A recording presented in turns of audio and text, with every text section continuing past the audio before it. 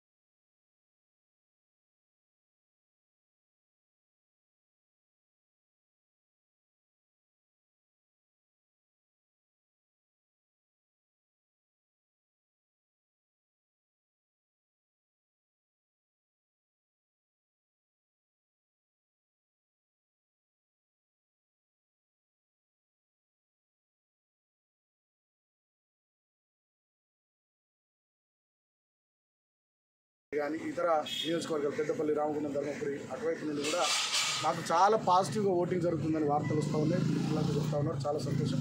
ప్రజలందరినీ నేను కూడా కోరుతా ఉన్నా, ఎందుకంటే సాయంత్రం 4 వరకు జరిగే పోలింగ్లో అందరూ పాల్గొనండి. కేసీఆర్ గారికి మీ ఆశీర్వాదం ఇవ్వండి. కార్మిక బిడ్డ అయినటువంటి కొప్పలీశ్వర్ గారికి మీ ఆశీర్వాదం ఇవ్వండి.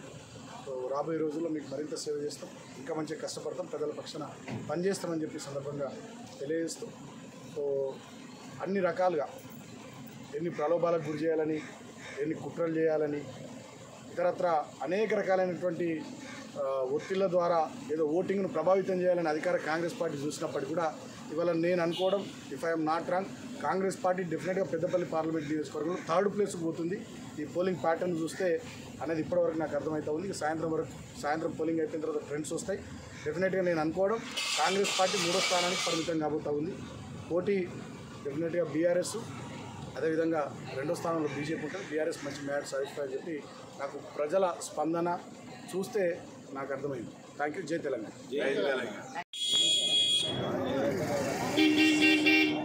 సింగరేణి ప్రాంతంలో కార్మిక కుటుంబ సభ్యులందరూ కూడా ఈసారి ఒకటే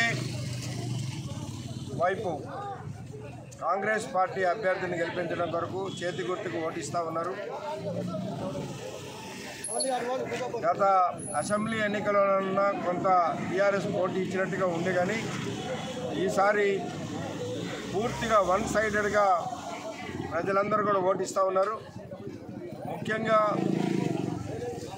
బీజేపీ ప్రభుత్వం రాకూడదని, నరేంద్ర మోడీ మళ్ళీ అధికారంలోకి వస్తే రాజ్యాంగాన్ని మార్చేస్తాడు, రిజర్వేషన్లు తీసేస్తాడు అనేది ప్రజలందరూ కూడా అర్థమైంది. కాబట్టి కాంగ్రెస్ తప్ప ప్రత్యామ్నాయం మరొకటి లేదనే ఉద్దేశంతో ప్రజలందరూ కూడా ఓటేస్తూ ఉన్నారు.